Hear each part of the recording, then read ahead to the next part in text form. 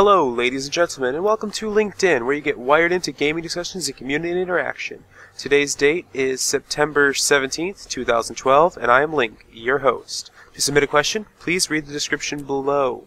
And the background will be Guild Wars 2, because I got trying to. I tried starting it up so I could record, and it pulls a Team Fortress, it pulls a Awesome Knots, it pulls a... Pretty much, it pulls every single game. Like, half of the games I attempt to play just shut my computer off because of memory overflow. And I don't know what's causing this. I think it's my North Bridge. I'm not sure. Although, I have a couple things that I'm going to try really, later to try and fix. After I get some other things situated and make sure that I can do it and fix it all in, one day. Okay, so there will be no text because I was very busy today. And you guys will all know why with a special announcement video tomorrow. Okay, so let's get to the questions from DFDFD. He asked, so what is it taking for you to make these linked ins? Also, if people provided content, you spelled that wrong, would you use it for linked ins? What do you mean by content, first of all? And second, what does it take to make these? It takes me sitting down for about 20 minutes, recording this, well, recording however long it is. Then it takes me going through, looking through the sound, trying to get all of that to be nice and clear and clean. That takes me a little bit. Then I have to go and sit with nothing in the background, no music, no nothing, and I have to record footage that's about the same length as this, and then I have to put the two together and send to render and then send to internet.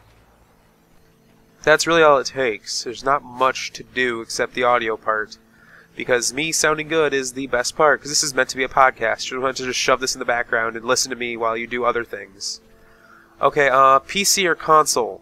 Which do you prefer, and if you like both a lot, what aspects do you like about each? Well, I like the fact I can go on my console and do nothing, and essentially get away with it. I haven't been on my console in about 2 years. I think the newest game I bought for it was Halo Reach. So that, and then I played that for a month, maybe two, and then I built my PC. So, yeah.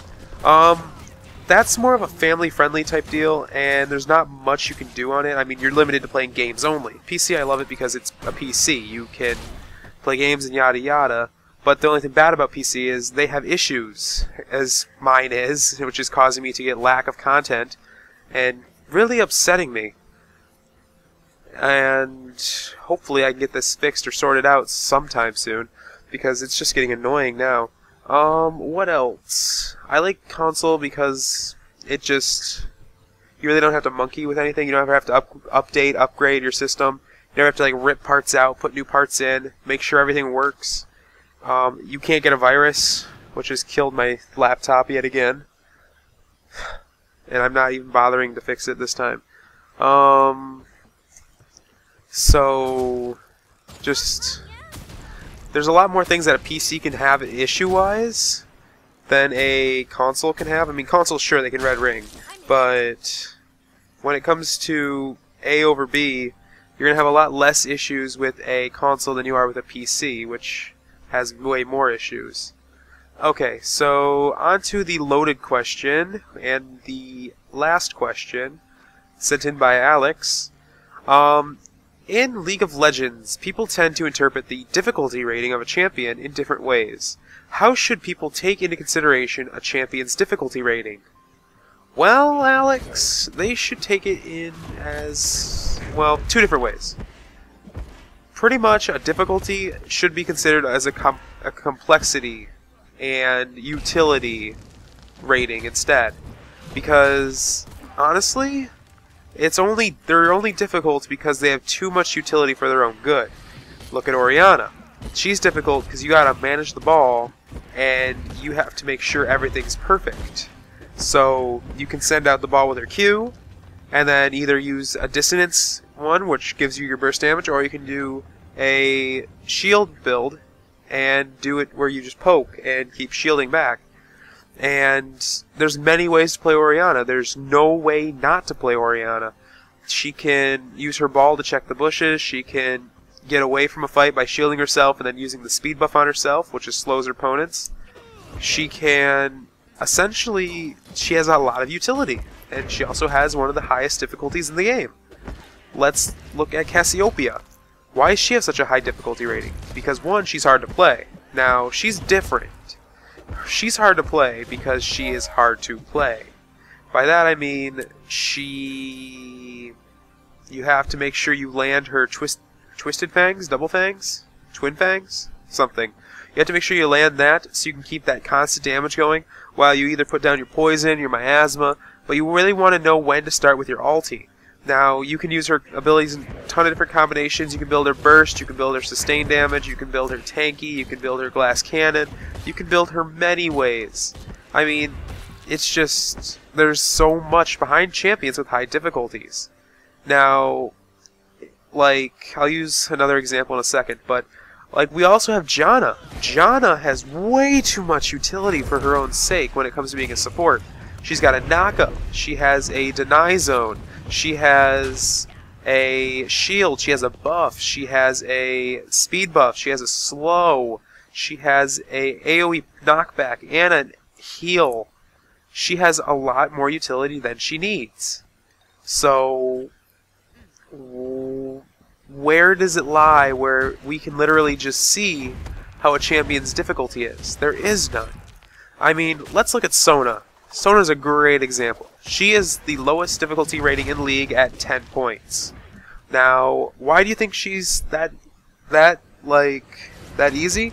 Because you could literally put a skill on A, a skill on G, a skill on K, and a skill on Enter.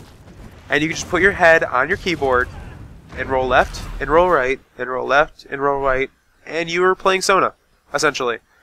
And that's why she has such a low difficulty rating. But that's not really it. The reason she has such a low difficulty rating, and if she has a difficulty rating at all, is because of her passive and her ulti.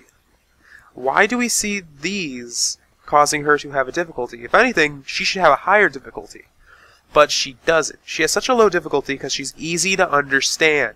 That Q does damage to people, the W heals people, the E speeds people up, the R, wherever you point it, makes people not move, and that's essentially Sona in a nutshell. But then you can take into consideration, this is where the difficulty comes in, her auras. You have the buff aura, you have the defensive buff aura, attack buff aura, defense aura, speed aura, and that's also with her ripcord, or power cord. You also have all of those debuffs when you hit someone with them. The double damage, the slow, the reduced damage. And with her ulti, you also have, well, you have like precision. If you can grab as many people as you can with that ulti, that's great. And that's where her difficulty lies, is in actually understanding her. I don't think it's a really good system to actually have a difficulty slider in there to actually show us, because Tryndamere should have a 0, because he is literally face roll. You left click on somebody and they die. They start walking away from you, you hit your slow, they flash, you spin. You're about to die, you hit a button. You're done and you're about to not undie, you heal yourself. That is so face roll stupid. And honestly, he should have like a 5 difficulty, even though I don't think they use arbitrary numbers. I still think that he's simple. Now, here's a great example for a champion that gives up their difficulty very well. Shaco. Now, I have done some earlier Shaco videos where I play him my correct way, which is not crit spam. It focuses on attack and attack damage, or attack speed and attack damage, and armor shredding. But the reason is Shaco is played many ways. Shaco deserves that high difficulty because he can be played so many ways, and they're all easily understandable, but they're really hard to put together.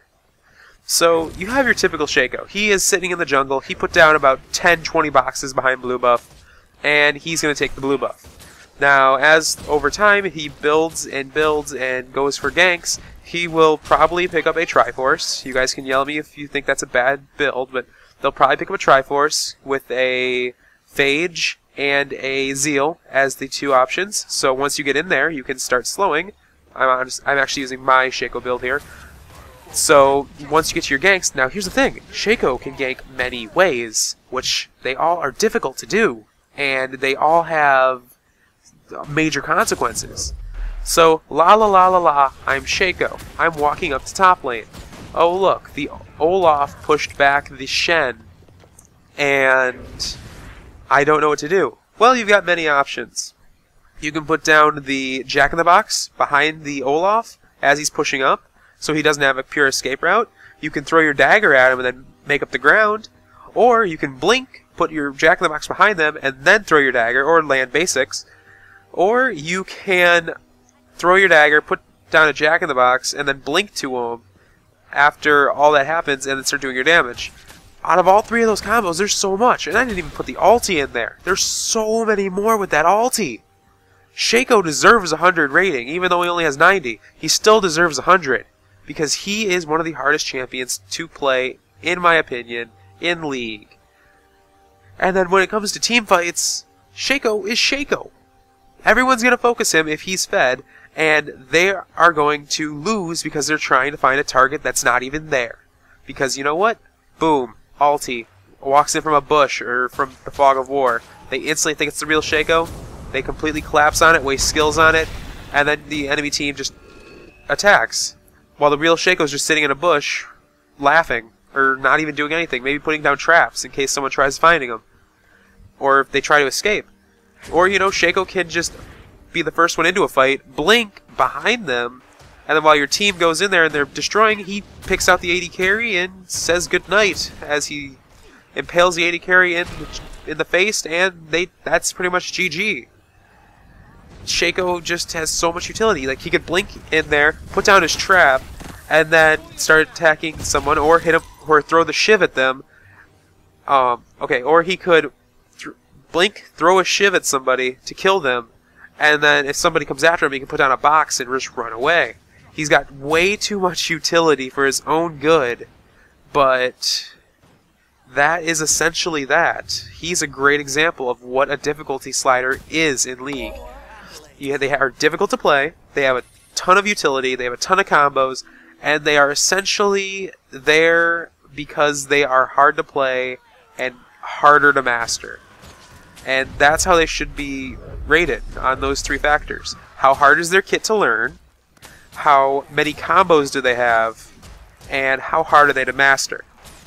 And if they are good in all three of these, give them a high difficulty. If they're not, give them a low difficulty. So, if you enjoyed the content provided, leave a like. You want to stay current, subscribe. You think your friends will enjoy this video, share this video. And I'll talk to you all later.